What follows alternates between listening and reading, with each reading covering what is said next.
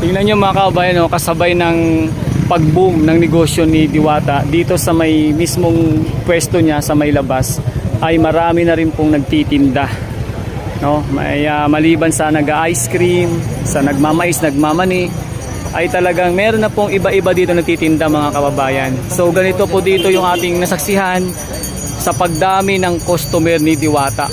Parang parang pinalibutan na siya ng mga nagtitinda rin, no, na talagang gusto rin siguro dahil sa dami ng customer dito ay gusto rin kumita kahit papano. So kung ating po babaybay hanggang dulo, ang dahil po nagtitinda dyan mga kababayan. At talagang walang humpay po ang pila. Grabe. Talagang blockbuster kay Diwata mga kababayan.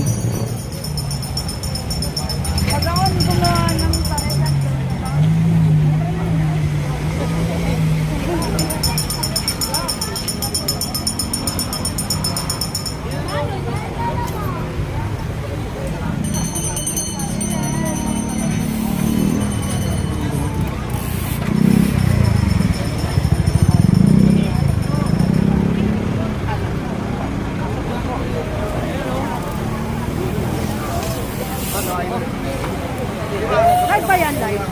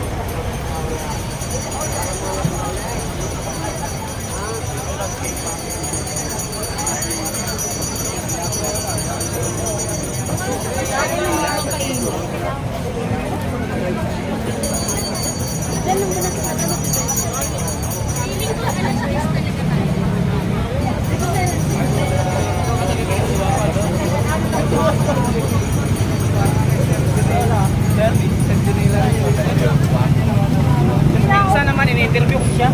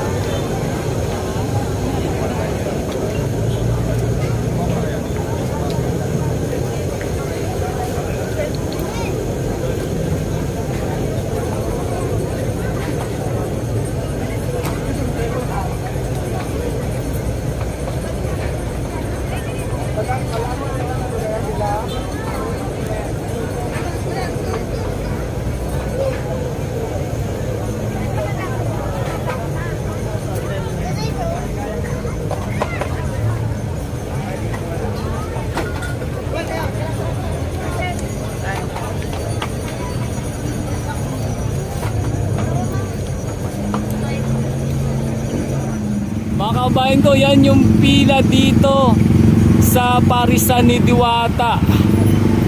Grabe, ako nakikita nyo yung pinakadulo ng kakahuyan na yan. Paliko na po yan dyan, sobrang haba na ng pila mga kababayan. Paliko na po yan ha. Tapos yung may mga dumarating pa at ayun oh. Ayun, malayo-malayo ako sa pwesto ni Diwata mga kababayan. Dito na ako mismo sa kakahuyan. Pero grabe talaga yung pila. Sobrang ano talaga, sobrang haba na. Tapos pati doon sa pwesto niya, iikot ka pa. Pagdating doon sa may pinaka-bungad, iikot ka pa mga kabayan. Ganyan kahaba na dito yung pila sa pwesto ni Diwata. Super duper na. Grabe. Oh my goodness. Diwata, ano na? Ano na, Diwata?